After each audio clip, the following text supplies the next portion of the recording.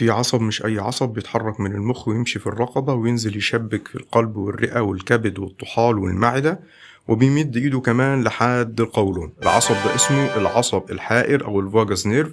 اسمه لوحده حسسك إن فيه سر وإنه مش ثابت، دايما بيدور وبيلف وبيخبي وبيكشف في نفس الوقت عن حاجات كتير. العصب ده هو المفتاح اللي بيشرح حاجات كتير. ناس عندها وجع في المعدة ملوش تفسير، ضربات قلب غريبة، اختناق، رعشة، تنميل، وكل ده من نفس المسلك اللي اسمه مشوار لحد العصب الحائر. لما بنقول ان العصب ده هو عصب لا ارادي بيوصل من الخطوط اللي جاية ما بين المخ وبين الجسم كله، بيتحكم في الهضم وفي التنفس، في ضربات القلب، في المزاج، وبيعتبروا ان في خلل معين، حاجة اسمها فيجال امبالانس، يعني اضطراب عصبي بيمس كل حاجة حتى النفسية. بس تعالى كده بقى نشوف ابن النفيس قال ايه. ابن النفيس كان بيشوف ان النفس نفسه لو اتخنق وفي سدة معينة، وساعات السدة دي مش بس في الدم ولا مجرى في الهواء، لكن المجرى في الروح.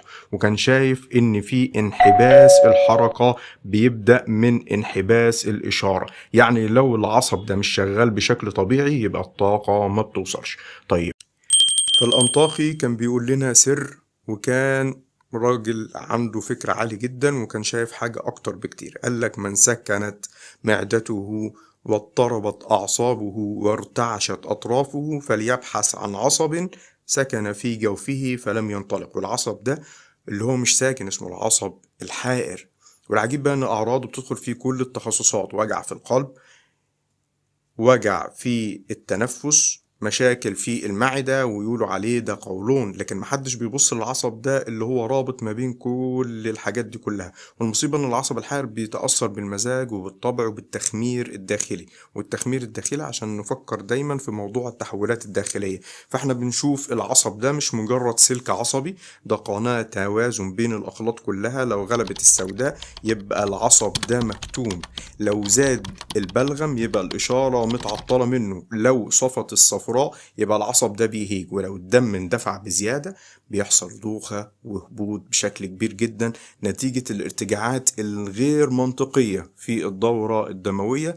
وساعات أحيانا بيحصل اختناقات في المخ نتيجة عدم توزيع وعدم ترويض هذا العصب. فالعصب الحائر مش لغز، هو مفتاح، ولما تفهمه كويس تقدر تفسر بنسبة 70% من الأمراض اللي هي راحة إلى جانب النفسية والشقيقة والاضطرابات اللي في القولون والمشاكل والعلاقة ما بين القولون والحالة النفسية. وهي ده في الحقيقة أخلاط عصبية عضوية مفتاح التوازن فيها إنك تفهمه بشكل كويس جدا. تابعني وهتلاقي كل جديد معانا.